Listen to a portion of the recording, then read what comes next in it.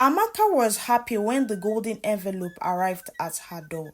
The invitation sparkled with bold letters reading, "You are invited to the feast of the year, hosted by Chief Ezendo." Amaka's heart raced as she read the details. This was no ordinary party. It was the kind of event where the rich and famous gathered. She quickly called her best friend Oge and begged her to come along. "Oge, this is our chance to meet important people. Imagine the doors this could open for us." Amaka exclaimed, her voice filled with excitement. Oge, however, wasn't excited. "Amaka, you know I don't like big events like this. I have a bad feeling about it," she said consciously, but Amaka wouldn't take no for an answer. "Oge, this is not just a party. It is the party full of rich and famous people. Don't you want to experience luxury for once?" Reluctantly, Oge agreed. After all, Amaka was her best friend, and she didn't want her to go alone. On the night of the party, Amaka and Oge arrived at Chief Ezendu's mansion. It was like nothing they had ever seen before. The massive gate opened slowly, revealing a glowing palace surrounded by fountain and perfectly trimmed gardens. The mansion seemed to stretch endlessly into the night sky, and the sound of soft enchanting music floated through the air. Amaka's eyes widened as she grabbed Oge's hands. "This is it. This is the life we have been dreaming about." As they stepped inside, the smell of delicious food hit them immediately. Table covered with golden cloths were loaded with steaming dishes of every kind: roasted chicken, jollof rice, exotic fruit, and pastries that looked too perfect to eat. Amaka could hardly wait to dig in, but Oge hesitated. "Amaka, something feels off. Look at the servants. They are not smiling," she whispered. The servants moved like robots, their face blank, their eyes hollow. "Stop being so paranoid," Amaka said with a laugh while grabbing a plate. "This food looks amazing. Don't spoil the fun." Oge signed and decided to stay close to her friend. She didn't want to ruin the night, but she couldn't shake the strange feeling that something was wrong. As they walked through the crowd, Amaka chatted excitedly with other guests. Everyone was dressed in glamorous outfits, their jewelry sparkling under the golden light. Chief Ezendo himself finally appeared, wearing a long flowing robe designed with strange symbols. His smile was wide, but his eyes held a cold glint that sent shiver down Oge's spine. "Welcome, my honored guests," he said, his voice deep, echoing through the hall. "Tonight, you feast like king and queens." Amaka clapped her hands in delight while Oge stayed quiet, her eyes scanning the room for anything unusual. It wasn't long before she noticed something odd. "No one seems to leave the party," she whispered to Amaka, "and the gates are locked. Why? It's like everyone is trapped here." Amaka rolled her eyes. "Relax, Oge. You are overthinking everything." The night was just beginning, but Oge couldn't help feeling that it would be a night they would never forget for all the wrong reasons. As the night goes on, the mansion buzzed with laughter, music, and clicking glasses. Guests danced and chatted, unaware of the storm growing around them. Amaka was in her element, eating and laughing with strangers who admired her confidence. Oge, on the other hand, stayed close to the wall, observing everything with a growing sense of unease. While Amaka enjoyed herself, a strange incident caught Oge's attention. A man in a sharp suit stumbled towards the exit, clenching his stomach. His face was pale, and sweat poured down his forehead. As he reached the grand gate, he collapsed with a loud sound, drawing everyone's attention. Panic filled the room as guests gathered around him. Blood trickled from his eyes, staining his white shirt. His trembling lips managed to utter one final warning: "Don't eat the food." Then he went still. A heavy silence hung in the air. Chief Ezendo quickly stepped forward, clapping his hands to calm the crowd. "Please do not panic," he said smoothly. "The poor man must have had a medical condition. Let us not let this unfortunate event ruin our night. His words were reassuring, but a smile didn't reach his eyes. Oge grabbed Amaka's arms, whispering urgently, "We need to leave now." Amaka shook her head. "Oge, don't be ridiculous. It is just a coincidence. I have been eating the food and I feel fine." Oge's heart sank. She couldn't believe her friend was being so careless. "Please, Amaka, let's go. This isn't safe." But Amaka laughed, brushing off Oge's concern. As the night went on, more guesses began acting strangely. A woman in red started giggling uncontrollably, her laughter echoing eerily through the hall. Another guest stood frozen, staring at the wall with unblinking eyes. Oge's fear grew with each passing moment. She pulled Amaka aside and said, "Look around you. Something is seriously wrong here. We need to leave before it is too late."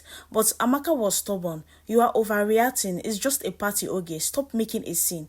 Oge decided to stay with Amaka, refusing to leave her behind. But deep down, she knew that staying in the mansion was a mistake they might not survive. Soon, the night had taken a sinister turn, and Oge's worst fears were beginning to come true. The once lively mansion was now filled with unease. The music sounded strange, the laughter hallowed. Guests who had eaten from the buffet began behaving strangely, their movements stiff and their voices distant.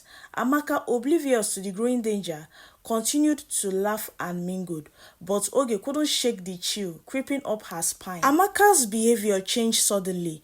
As she reached for another plate of food, she swayed on her feet, gripping the edge of a table for balance. "Are you okay?" Oge asked, rushing to her side. Amaka blinked rapidly, her eyes briefly flashing an unnatural grin. She shook her head as though trying to clear it. "I am fine," she said, her voice slightly shaking, but Oge could see the fear in her eyes. In a distance, a man let out a terrifying scream. Oge turned to see him, scratching at his throat as though something invisible was choking him. He fell to the ground, shaking violently before going still.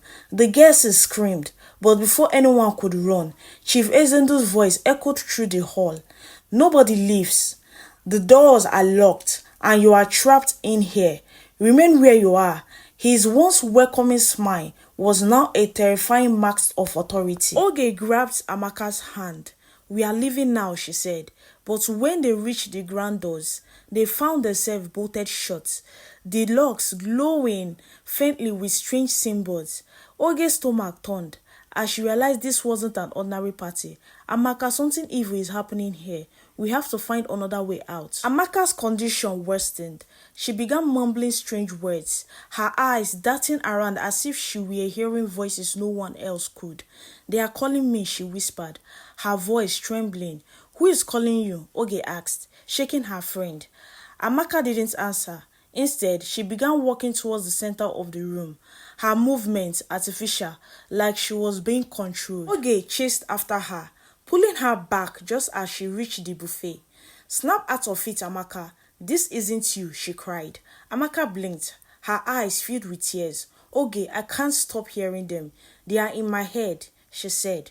Oge hugged her tightly, whispering, "I won't let them take you." Determined to uncover the truth and to save herself and Amaka from the curse, Oge slipped away while Amaka sat down to rest. She wandered through the mansion, her heart pounding. The hallways seemed to stretch endlessly, twisting and turning as though the mansion itself was alive.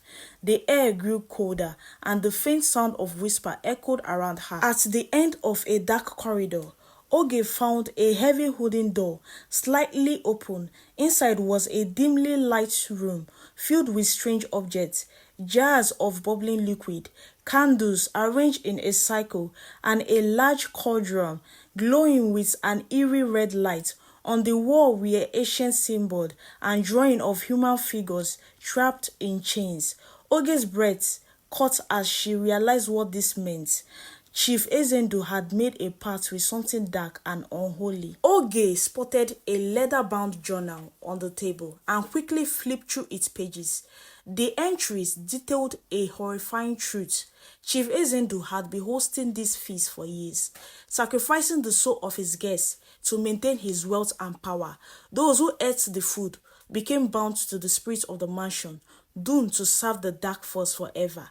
Grabbing the journal, Oge knew she had to act fast. If she didn't stop this ritual, Amaka's soul would be lost forever. Oge raced back to the banquet hall, her mind spinning with fear and determination. She found Amaka sitting where she had left her, but her condition had worsened. Amaka's skin was pale, and dark veins spread across her arms like creeping vines.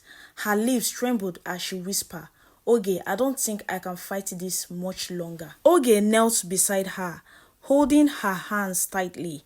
"You are not giving up. I found out how to stop this, but I need your help," she said. Amaka's glazed eyes met hers, a spark of hope flicking within them. "What do we do?" she asked weakly. Before Oge could answer, the court guests began to rise from their seats, their movements slow and jerky. Their faces were expressionless, their hollow eyes fixed on Oge and Amaka. Chief Ezendo appeared at the top of the staircase, his robe flying as though moved by an unseen wind. "You can't escape," he declared, his voice echoing unnatural. "The feast has begun, and the spirits demand their due." Oge pulled Amaka to her feet. "We need to destroy the quadrium. It is the source of his power," she said.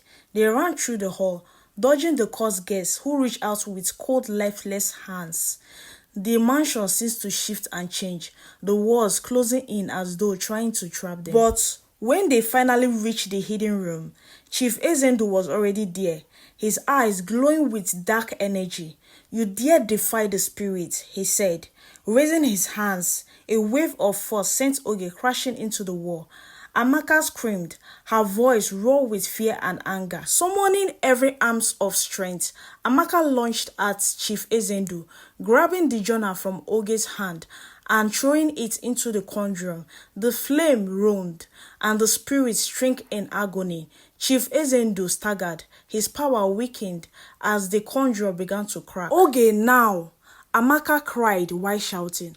Oge grabbed a heavy stick and smashed the conjurer with all her might. The room filled with blinding light as the spirits were released, their cries fading into silence. The mansion began to shake violently, the walls crumbling as fire consumed everything. Oge and Amaka ran, dodging falling wall.